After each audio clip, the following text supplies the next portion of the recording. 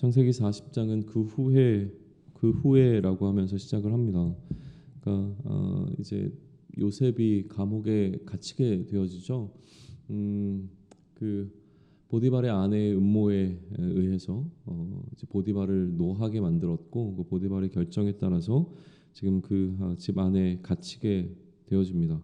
그러니까 그 후에 이제 얼마의 시간이 흘렀는지는 모르겠지만, 시간이 흐르고 난 이후에 이제 애굽 왕의 술 맡은 자와 떡 굽는 자가 그들의 주인이었던 이 애굽 왕 바로에게 범죄하게 되고요.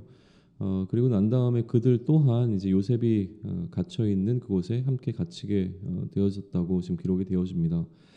술 맡은 자의 역할은 기본적으로 우리가 요즘 이 시대에 이제 소믈리에라고 얘기하는 어떤 그 사람들의 역할보다 조금 더 뭐 다른 어떤 역할들을 했을 것으로 좀 기대되어집니다. 그러니까 왕의 어떤 정치적 조력자이지 않았겠는가라고 좀 해석이 되어지고요. 느헤미야가 이제 페르시아 바사파데라고 하는 그곳에 끌려갔을 때에 그가 맡았던 역할도 아마 이런 것이 아니겠는가라고 추측을 하죠.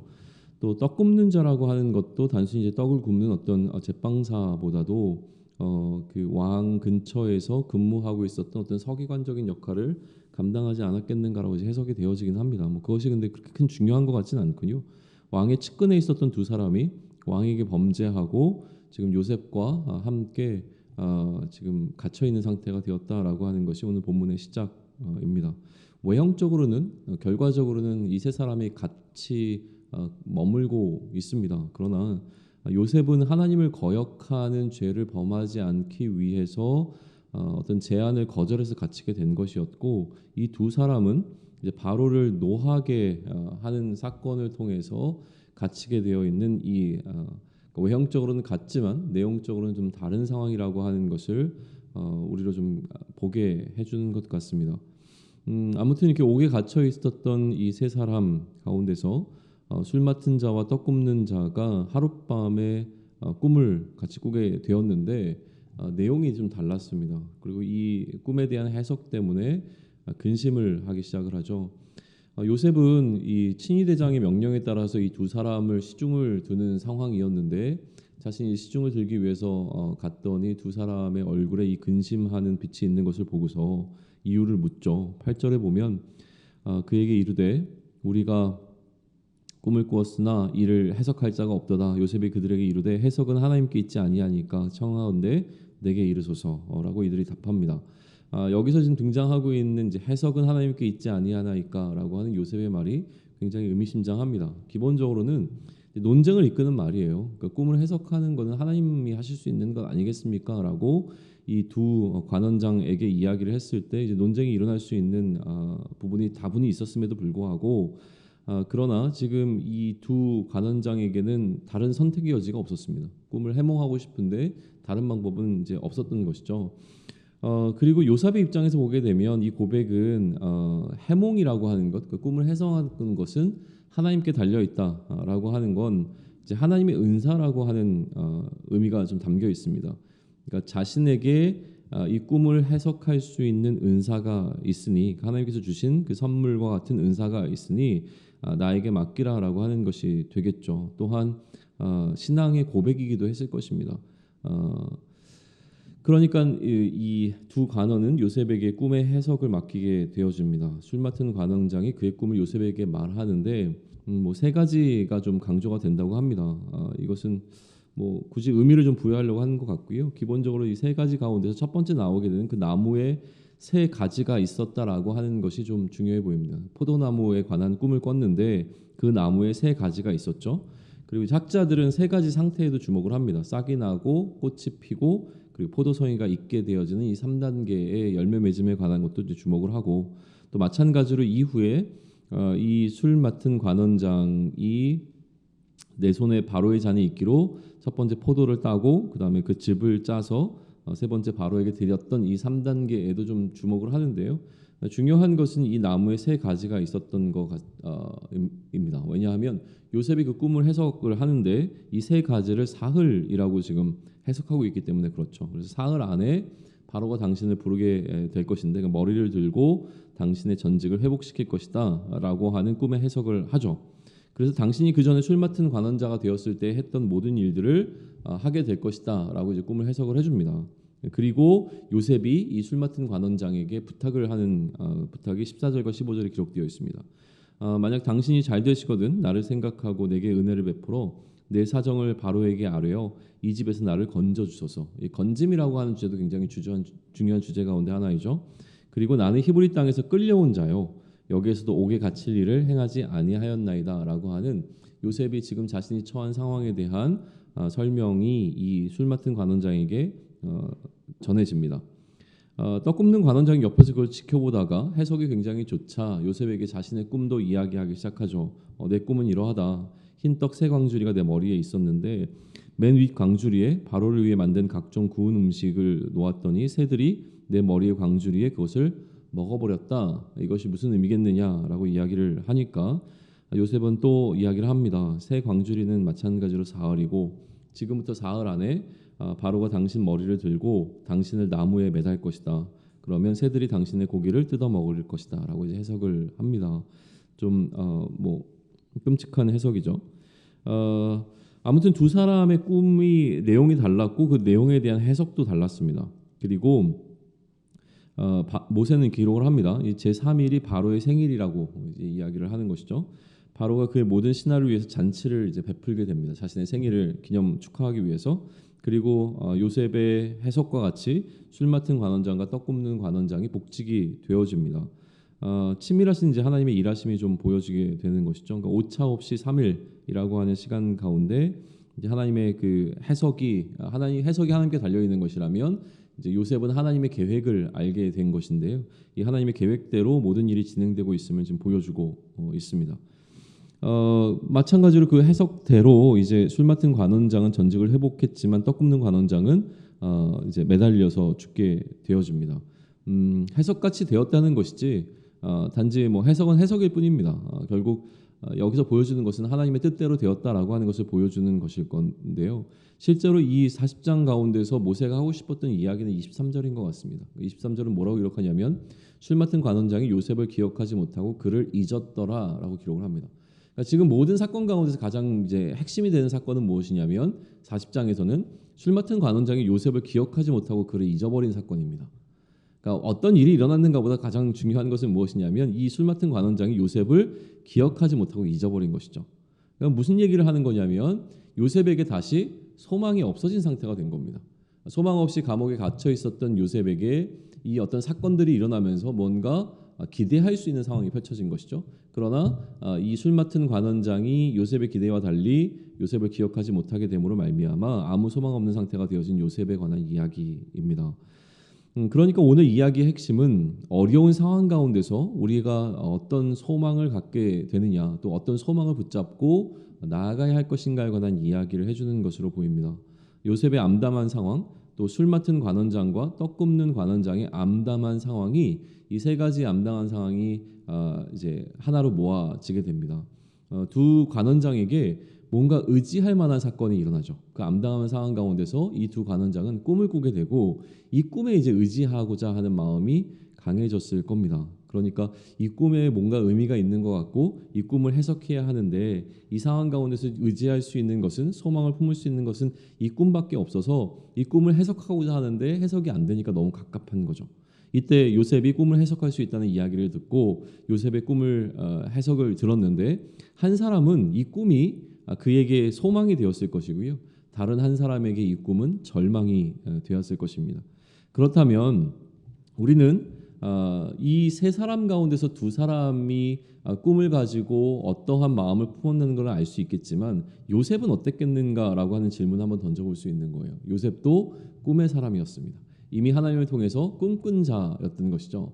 그러면 지금 요셉의 꿈 이야기를 다시 소환해서 현재 요셉에게 이 꿈이 소망이 될 것인지 아니면 절망이 될 것인지에 대한 것을 돌아보게 되어집니다.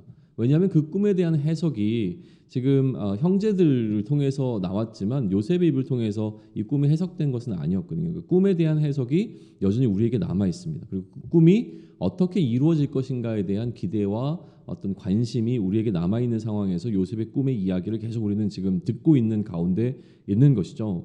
만약에 우리가 지금 계속 요셉을 믿음의 사람으로 평가하면서 여기까지 왔는데 요셉의 그 꿈에 대해서 믿음으로 반응한 것이 맞다면, 그러니까 하나님께서 요셉에게 꿈을 주셨고 그 꿈을 붙잡는 꿈의 사람으로 요셉이 계속 그 꿈에 대한 믿음으로 여기까지 왔다면, 그 믿음으로 인해서 요셉은 지금 계속 오히려 어려움에 처하고 있는 것을 보게 되어집니다. 그 꿈 때문에 구덩이에 gat혔고 그 결과로 애굽의 종이 되었고 또 애굽의 종에서 다시 감옥에 수감된 상태가 되어지고 있는 것을 우리는 보고 있는 것이죠. 꿈 때문에 뭔가 그들의 삶이 나아지고 있는 것이 아니라 더 아래로 내려가고 있는 어떤 느낌을 받게 된다는 거예요.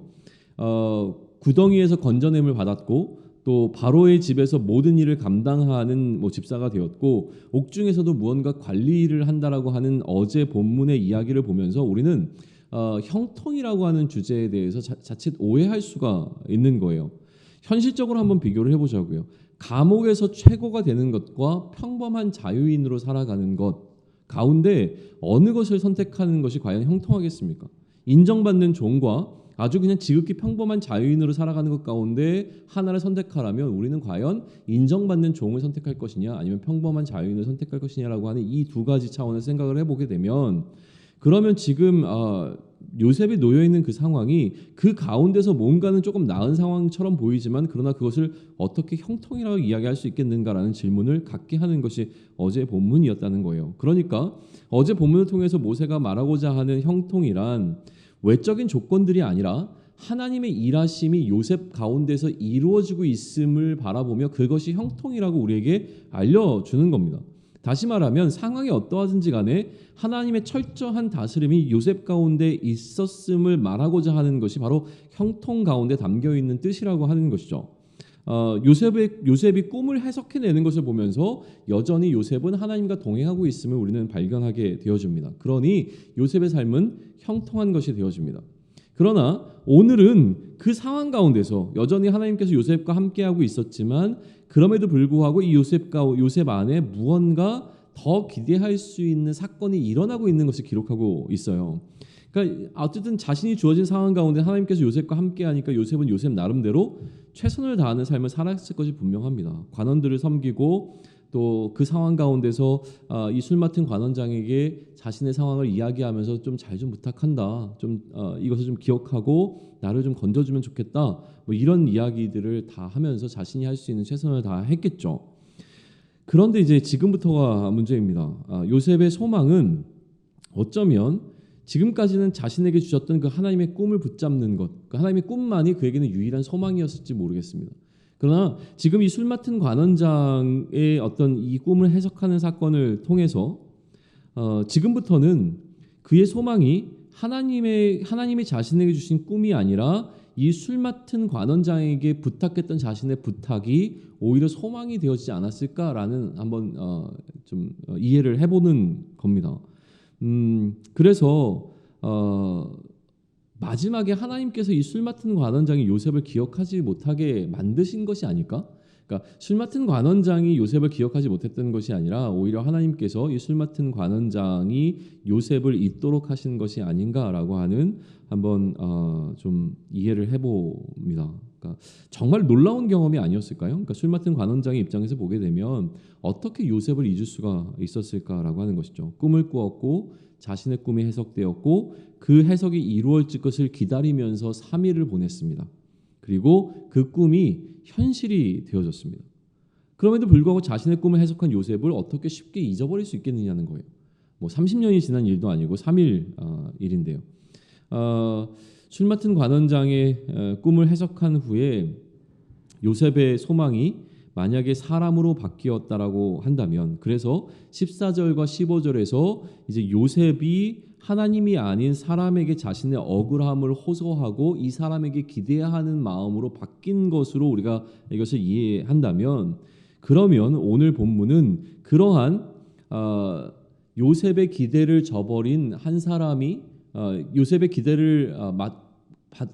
기대를 한껏 받았던 한 사람이 이 요셉의 약속을 잊어버림으로 말미암아 요셉의 상황이 다시 암담해지고 있는 것으로 오늘 본문을 우리는 이해해 볼 수 있을 것 같습니다. 오늘까지 본문이 보여준 것은 그것이 아닐까라는 생각을 하게 되는 것이죠. 무슨 이야기입니까? 소망이 물거품이 되었음을 이야기하는 겁니다. 내일 본문을 이제 보게 되어지면 그러한 상황이 만 2년 동안 지속되었다고 기록이 되어집니다. 그러니까 만 2년 동안 이제 요셉은 그런 상황에 놓여 있었던 거예요. 입장을 바꿔놓고 한번 생각을 해보시죠. 이 2년 동안 요셉의 마음이 어떠했겠습니까? 술 맡은 관원장이 복직이 되었습니다. 그리고 이 복직된 관원장이 무언가 왕에게 이야기를 해줘야 자신의 상황은 달라질 수 있을 거라고 하는 것에 대한 소망을 갖고 살아가는 그 2년의 시간이 요셉에게는 어땠을까라고 하는 것을 한번 상상해 보면 좋겠다라고 하는 거예요. 지금까지 요셉의 이야기에서 모세는 하나님과 함께하는 자에게 임한 형통을 이야기하지만 사실상 요셉의 삶에서 더 느껴지는 것은 무엇이냐면 형통함이라기보다 우리 인간적인 입장에서 보게 되면 억울함이라고 하는 거예요. 되게 억울했겠다. 자꾸 이제 억울함으로 끌고 가는 거죠. 그리고 내 삶에 억울했던 그 감정들이 여기에 이입되기 시작을 합니다. 왜냐하면 이 억울한 감정이 어쩌면 우리 인간들이 느끼는 감정 가운데 가장 많은 범위를 차지하는 것 가운데 하나일 것이죠. 매일의 삶은 이러한 긴장의 연속입니다. 기대감과 기대가 이루어지지 않음에서 오게 되어진 어떤 절망감이나 억울함이 우리의 삶 가운데는 가득합니다. 또 그 상황 가운데서 다시 어떤 소망이 일어나지만 또 그것에 더해지는 절망이 계속 찾아오기도 합니다. 하나님의 약속을 붙잡고 가나안 땅에서의 삶을 꿈꾸고 여기까지 걸어온 이스라엘의 민족의 심리 상태도 이와 다르지 않았을 것 같습니다. 지금 요셉의 상태와 동일할 것이라고 예측하는 것이 어렵지 않은 것이죠. 하나님이 이스라엘 백성들에게 주신 꿈이 현실이 되기까지 걸린 시간이 40년이었습니다. 40년 동안 이들이 경험했던 것은 무엇이냐면 이러한 소망과 또 절망이 반복되는 상황일 것이라고 하는 것이죠. 하나님의 사람들이 아니었던 자들에게 주신 꿈이 현실이 되어지는 시간은 불과 3일이었습니다. 그런데 하나님의 사람들에게 하나님께서 지금 그 꿈을 주시고 이 꿈이 이루어지기까지 아직 40년이 지났는데도 이루어지지 않은 상황 가운데서 그들은 이 이야기를 보게 됐을 거라고 하는 것이죠. 그런데 이 3일간 동안 하나님께서 철저하게 그의 계획대로 이 모든 것을 진행하셨다고 한다면 그 기간이 3일이 아니라 40년으로 늘어난다고 하더라도 이스라엘 백성들이 인정할 것은 무엇이냐면 여전히 이 40년을 하나님께서 철저하게 이끌어 오시고 계시기 때문에 그들의 삶은 형통한 것임을 고백할 수 있도록 이끌어가고 있는 중이라고 하는 것을 우리는 볼 수 있는 것입니다. 이 딜레이를 이해할 수 있도록 도와주는 것이죠. 하나님께는 이 딜레이의 필요성이 반드시 있었던 것으로 보입니다. 이 하나님의 사람들이 아닌 사람들에게는 3일이었지만 요셉에게는 2년이 필요했고요. 또 이스라엘 백성들에게는 40년이 필요했습니다. 왜 그 기간이 필요했는지 정확히 그 기간 동안 하나님께서 뭘 의도하셨는지는 하나님만이 아시겠지만 그러나 그 기간을 주시는 것은 하나님의 의도였음을 고백하는 것은 분명해야 한다고 하는 것이죠. 마찬가지로 하나님은 우리로 그의 나라를 꿈꾸게 하셨습니다. 우리의 꿈은 절망이 될 수가 없습니다. 왜냐하면 오히려 우리의 꿈은 이 하나님 나라를 꿈꾸는 우리의 꿈은 우리의 유일한 소망이 될 수밖에 없고 이 소망은 반드시 성취될 소망이라고 하는 것이죠. 그런데 이 꿈이 실현되기까지 우리가 생각하는 것보다 훨씬 더 오래 걸리는 딜레이가 있다라고 하는 거예요. 그것이 3일 또 2년, 40년 혹은 우리의 평생이 지나도 사실은 우리가 이 꿈만 갖고 이 꿈만 붙잡고 살아가다가 우리의 인생을 이 땅에서 마무리 지을 수 있는 상황이 올 수 있다라고 하는 것입니다. 그 이야기를 보여주고 있는 것이 바로 히브리서이기도 해요.